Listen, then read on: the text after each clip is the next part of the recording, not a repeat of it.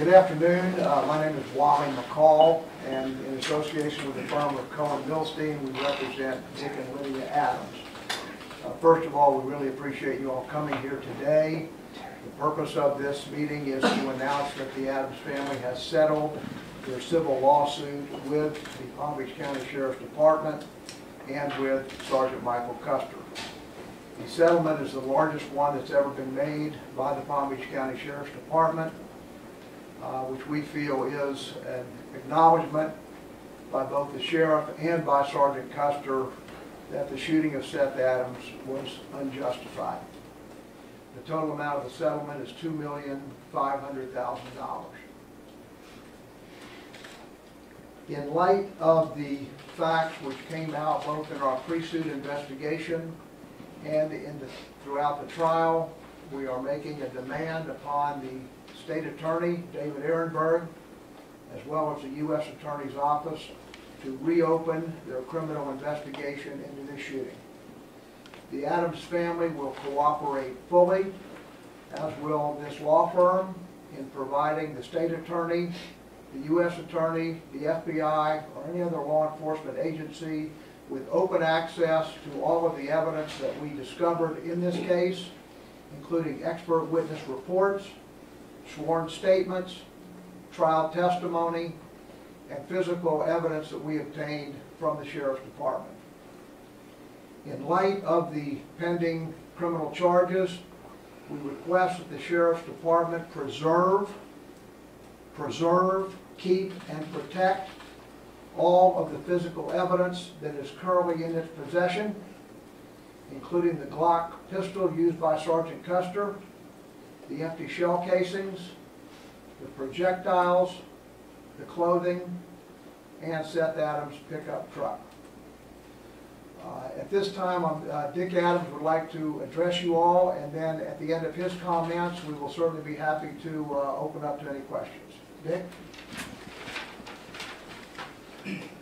This battle for Seth's vindication has been divinely guided.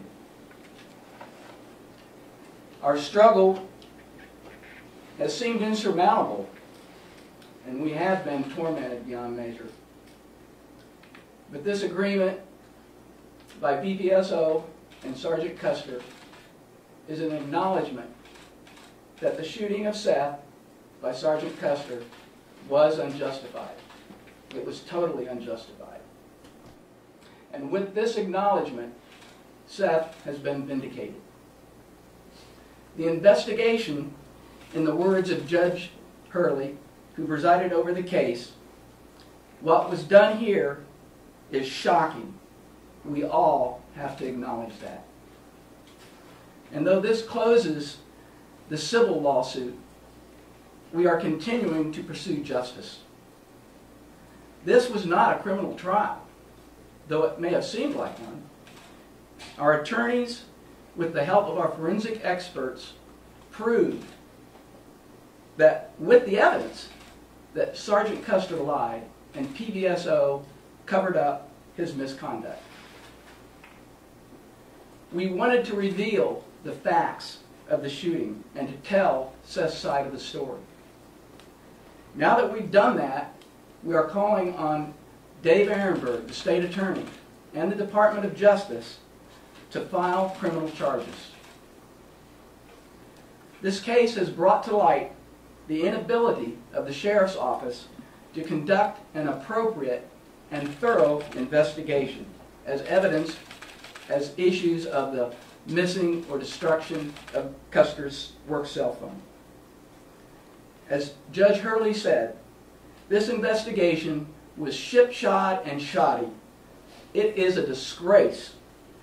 This is one more example in this case, referring to Detective Newman's report to the State Attorney. We know the shooting of Seth by Sergeant Custer and the cover-up by PBSO has been of critical importance to the community. Safeguards must be enacted to protect the community from those wearing the shield will be held culpable for their misconduct. This is where we're asking y'all, the community, to become involved and to help us in these endeavors. First, there must be an independent investigatory agency established to examine and investigate all officer-involved shootings. It is an inherent conflict of interest to let the same agency investigate itself for a potential crime or misconduct. Second, there must be mandatory body cameras for all deputies with established guidelines.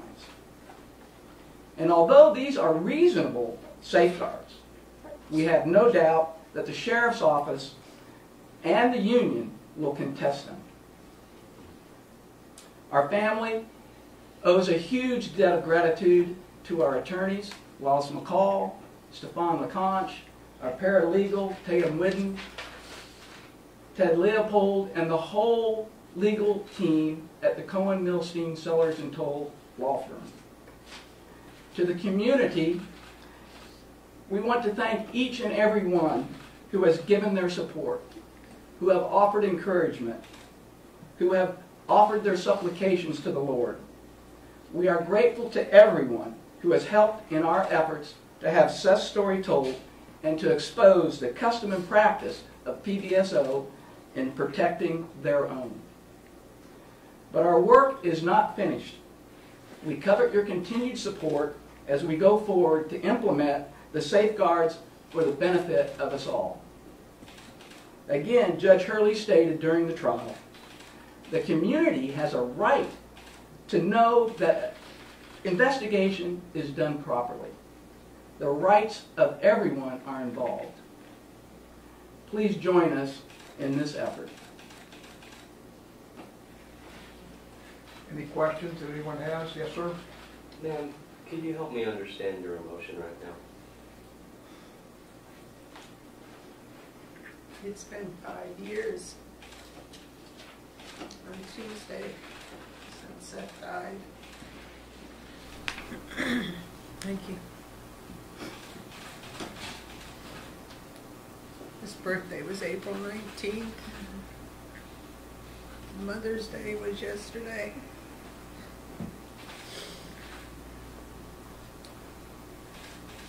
Then I miss my boy. We've been given a life sentence. A life sentence to grieve his loss and all the things we have no idea of what they would have been, could have been. He was in the prime of his life, and he was coming home to go to bed. And Sergeant Custer felt like he had the right to trespass and shoot our child, and he didn't. And I think that was proven. And I'm deeply overwhelmed at what this man and that young woman over there have done on our behalf, that they believed in Seth's innocence, that Cohen, Milstein, Sellers & Toll rallied behind us and fought for us when many others would not. They stayed the course, and that's huge. And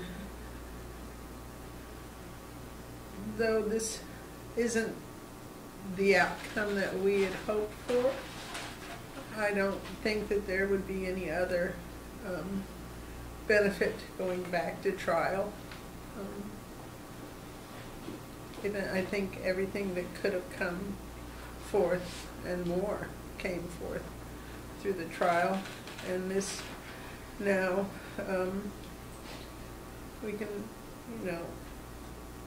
we had no other option in the beginning but to file a civil litigation, because as came out in the trial, the investigation wasn't done properly, and so the state attorney didn't get the information that they needed to file criminal charges. So now I implore Dave Ehrenberg to do the right thing, not just on behalf of Seth, and to question every officer involved shooting and its investigation. I think there's a lot that needs to be unearthed about the policies and procedures at PBSO. So yes, I am overwhelmed with emotion today. If I can just say one thing, because I think what Ms. Adams just said is very important. I think it's incumbent upon you, the press, to now ask questions of the state attorney, that the state attorney has an opportunity now that he did not have before, and that is a full and complete record of the actual facts of this case. The lack of improper investigation, the physical evidence, the blood trace evidence, the expert reports, and most importantly, the sworn testimony of all the key witnesses, including Officer Custer, to now reopen the investigation and make a full and complete finding in good faith as to whether or not the prosecution is warranted. They've never had that opportunity before. They had to rely upon just statements that were unsworn without any physical evidence, and now they have the ability to have a complete, full record that was put before a federal court and jury to have that opportunity to review now. And I think it's incumbent upon you all to ask the state attorney these questions, and if he decides not to do so, to lay out specifically to the community why he refuses to do that. Mr. McCall? Yes, sir. So anything over $300,000 the legislature would have to approve as far as the payout. Is the sheriff's office agreed to work with you on that, or how's that going to work? Because we have reached a settlement, it's not necessary to get legislative approval. Had we gone to trial and obtained a verdict, if it was over $300,000, first of all, they would have been subject to appeal, which would have taken years. When it was affirmed on appeal, we would have to have gone to the legislature to get approval. By settling the case, we avoid all of that, and we do not need legislative approval. The sheriff does not need legislative approval to reach this settlement. Does this bring any closure, or is this the first chapter in this book that you plan on opening? This is the first chapter.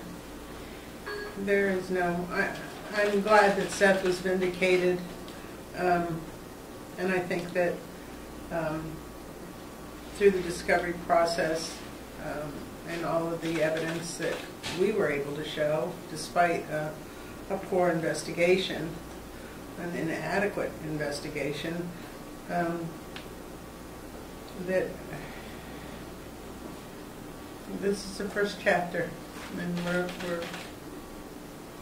I'm not stopping. There's a lot of changes that need to be made, and this isn't just on behalf of, it is on behalf of Seth, but it's for our community. It's for everyone. If I can stop one family from having to know the horrors of this ordeal, to lose a family member unjustly, then it's worth it. But this isn't justice. Justice will be a criminal indictment and a criminal trial, and hopefully a guilty verdict. Has anyone been in contact with the FBI, State Attorney's Office, Department of Justice in regards to this at this point?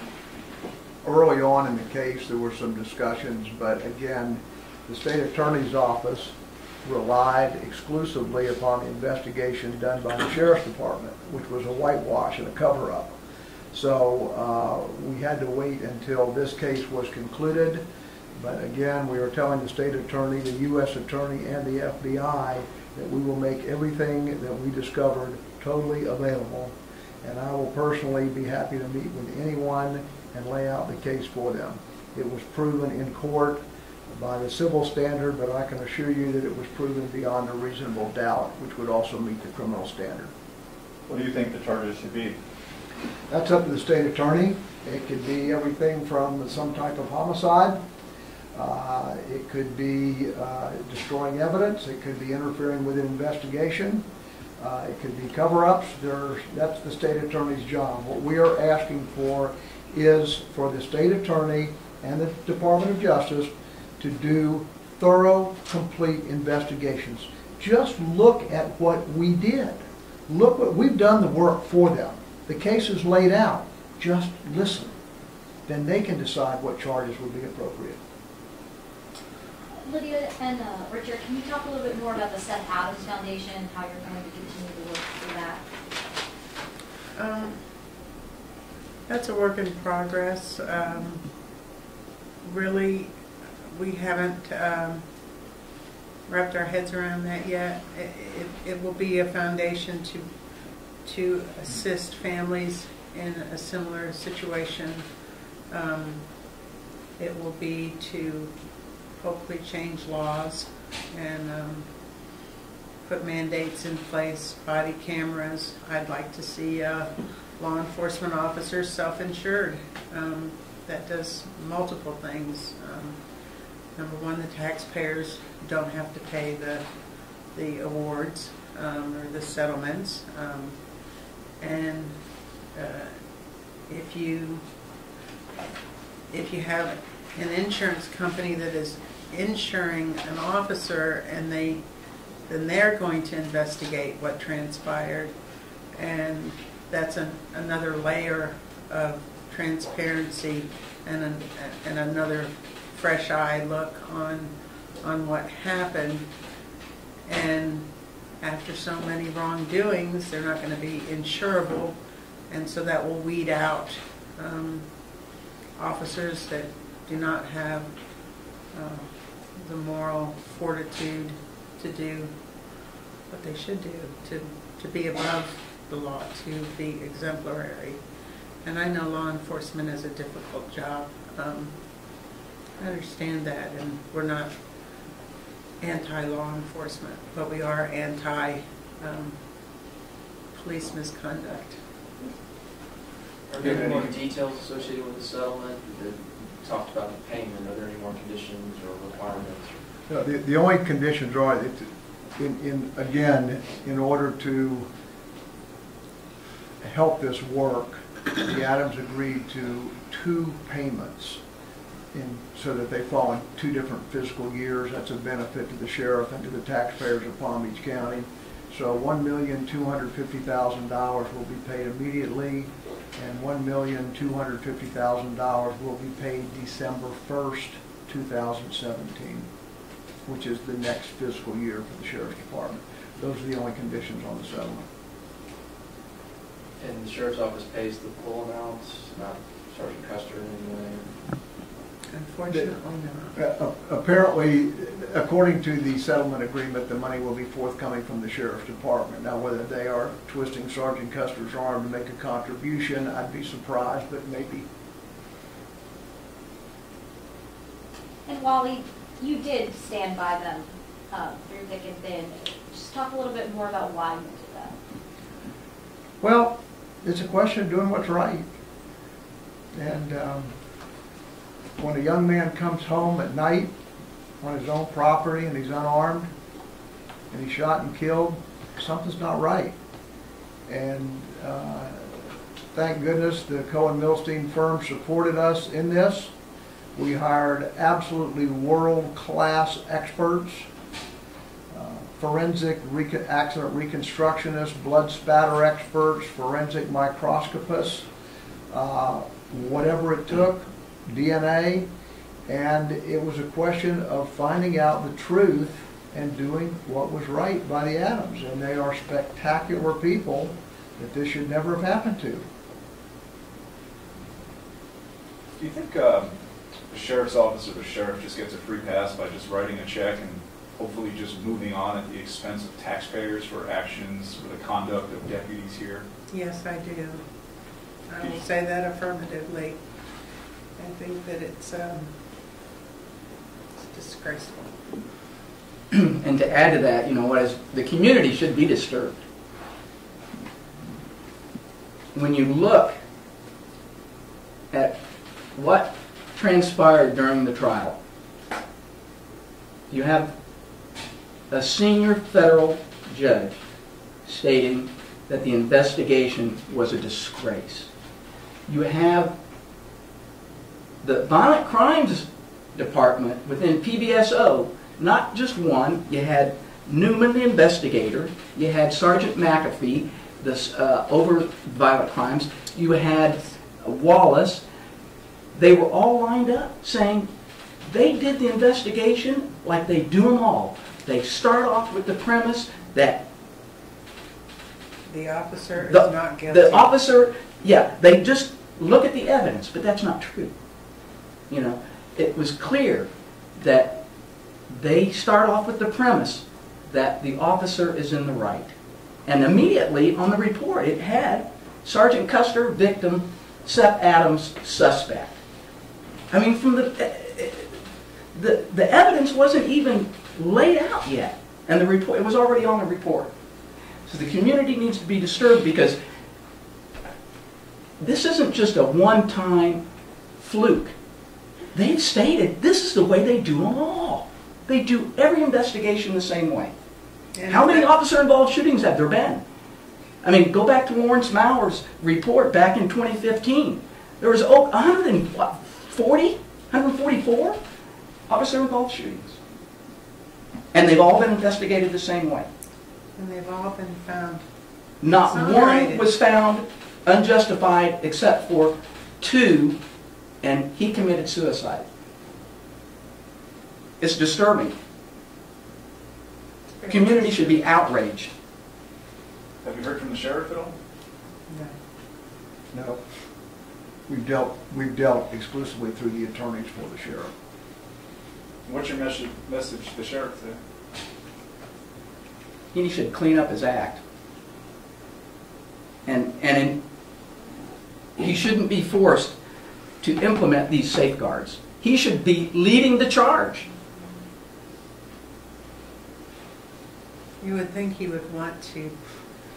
He's an For elected the official. safety of his own officers, you would think that he would want to clean out the barrel.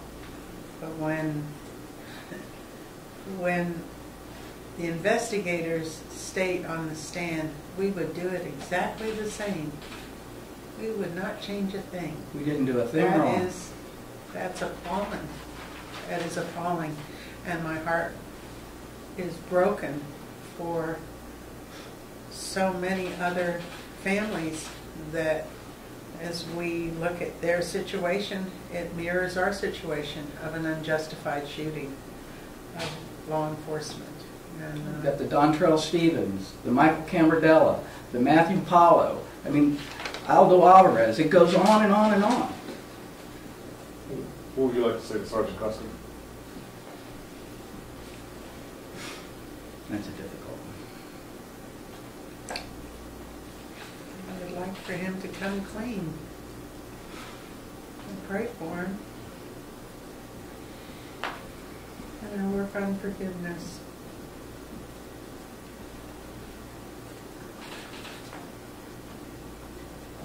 As you sit here today, are you angry? What are your thoughts, given tomorrow's 5 years? I'm very angry. I'm very broken. There's so many emotions that hopefully none of you in this room are familiar with, because you haven't traversed this road. Yeah, I'm angry. My child should be here. My son should be here. He should be an uncle to his nephews. He should be taking me out for May Day. He should be laughing. He should be dancing at his wedding. He should be giving me more grandbabies. So many things that I'll never know. He was in the prime of his life. He was just setting sail. During the trial, you talked about how much time you spent, their time involved in the nursery these past 5 years. What are your plans for the future? We don't know. We don't know what our plans are.